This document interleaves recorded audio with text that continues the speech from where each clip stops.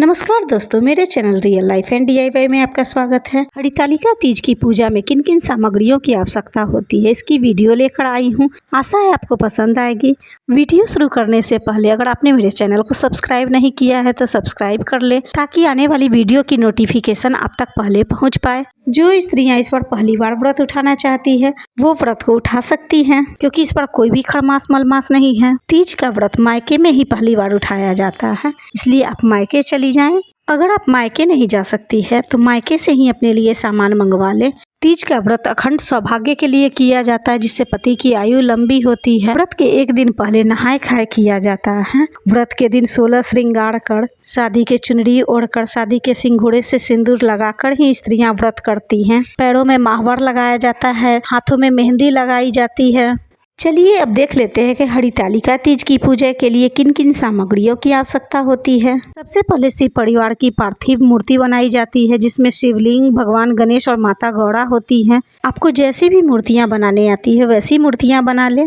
सुबह की पूजा करने के बाद ही पार्थिव शिवलिंग बना ले, ताकि मूर्ति सुखी रहे, ताकि शाम की पूजा में मूर्ति का अभिषेक करते हुए मूर्ति खंडित ना हो। पार्थिव शिवलिंग के साथ साथ शिव परिवार की भी प्रतिमा रखें। कलश की स्थापना के लिए एक कलश ले, कलश में स्वास्तिक बनाएं। कलश के घट में कलेवा लपेटे। मैं यहाँ पहले से ही स्वास्तिक बनाकर और कलश के घट में कलेवा लपेट कर रख रही हूँ। पूजा के समय भी इस तरह से स्वास्तिक बनाकर कलेवा लपेट सकते हैं। एक लोटा जल ले, माता को ओढ़ाने के लिए चुनरी ले, साबुत चावल ले, चावल खंडित ना ले, यानी टूटे हुए चावल ना ले। भगवान भोलेनाथ और गणेश भगवान को चढ़ाने के लिए कलेवा ले। अगर आपके पास जनेऊ है तो जनेऊ भी ले। पान, सुपारी, लौंग, इलायची ले। कलश में रखने के लिए हल्दी, सिक्का, सुपारी, चावल, दुर्वा और फूल ले। घी के दीपक ले। घी के नहीं हो तो तिल के तेल के भी दीपक ले सकते हैं। भोलेनाथ को रोली कुमकुम नहीं लगाई जाती है, इसलिए सफेद चंदन या पीले चंदन ले। आरती के लिए कपूर ले, धूप बत्ती ले, माचिस ले, कोई भी खुशबू वाली धूप बत्ती ले। शिवलिंग के अभिषेक के लिए पंचामृत या गाय के कच्चे दूध ले। दक्षिणा के लिए रुपये ले।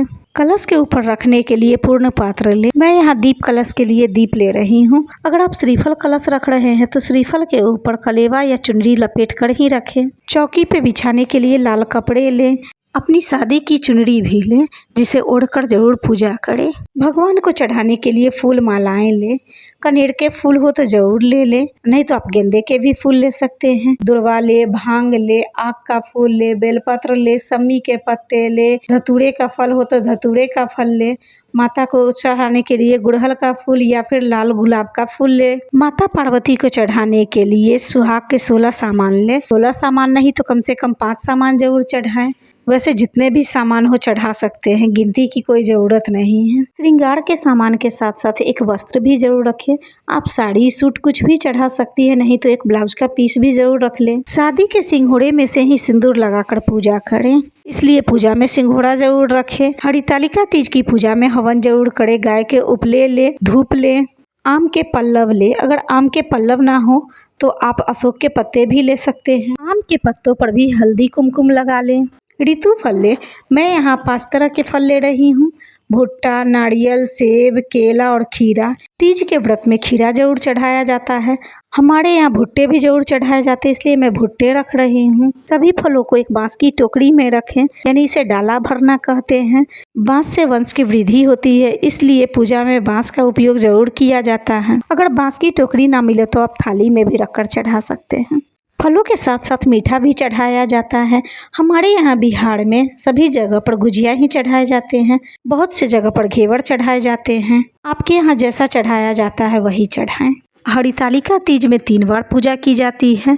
एक बार सुबह की पूजा की जाती है, जिसमें व्रत का संकल्प किया जाता है। फिर शाम के समय मंडप लगाकर पंडित बुलाकर संपूर्ण पूजा की जाती है। पंडित ना भी मिले तो आप खुद से भी पूजा कर सकते हैं।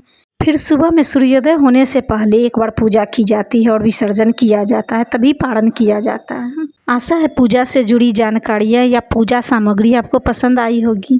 पूजा से जुड़ी कोई भी सवाल हो तो आप कमेंट में ज़रूर पूछें।